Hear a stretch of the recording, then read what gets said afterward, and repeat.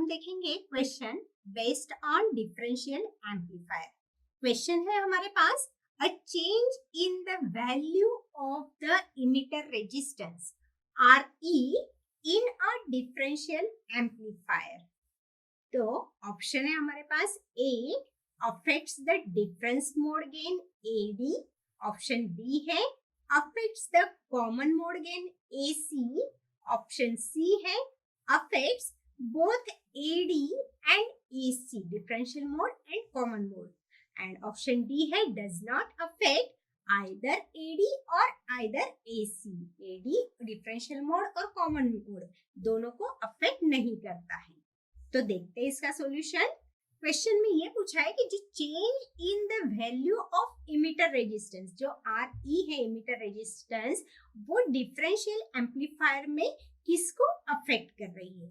तो देखते हैं, जो डिफरेंशियल एम्पलीफायर है उसमें जो इमिटर रेजिस्टेंस की वैल्यू रहती है, सॉल्यूशन देखते हैं इसका, वो रहता है डिफरेंशियल एम्पलीफायर में जो कॉमन मोड गेन है ACM, उसकी इक्वेशन हमारे पास रहती है minus of RL divide by twice of RE। मतलब कॉमन मोड गेन जो रहता है डिफरेंशियल एम्पलीफायर में, वो is nothing but the ratio of the load resistance divide by twice of emitter resistance. Load resistance और इमिटर रेजिस्टेंस का ratio रहता है common mode gain in terms of negative, और डिफरेंशियल मोड गेन जो है ADM, वो रहता है GM मल्टीप्लाई बाय RL, मतलब transconductance multiply by this load resistance. तो इन दो इक्वेशन से, डिफरेंशियल एम्पलीफायर की जो दो इक्वेशन है हमारे पास, common mode gain and differential mode gain, तो कॉमन मोड गेन की जो इक्वेशन है उसमें जो इमिटर रेजिस्टेंस है वो कॉमन मोड गेन को अफेक्ट कर रहा है, ये हमें इस इक्वेशन से क्लियरली दिख रहा है।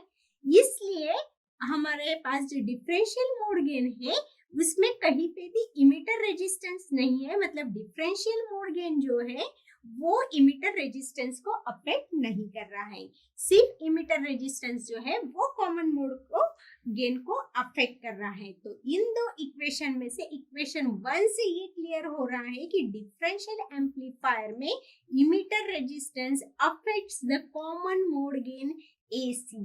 मतलब हमारा यहाँ पे ऑप्शन बी जो है वो हमारा सही ऑप्शन है। ऑप्शन बी है हमारे पास, affects the common mode gain AC। AC को वो अफेक्ट्स कर रहा है RE। तो ऑप्शन बी हमारा सही आंसर है।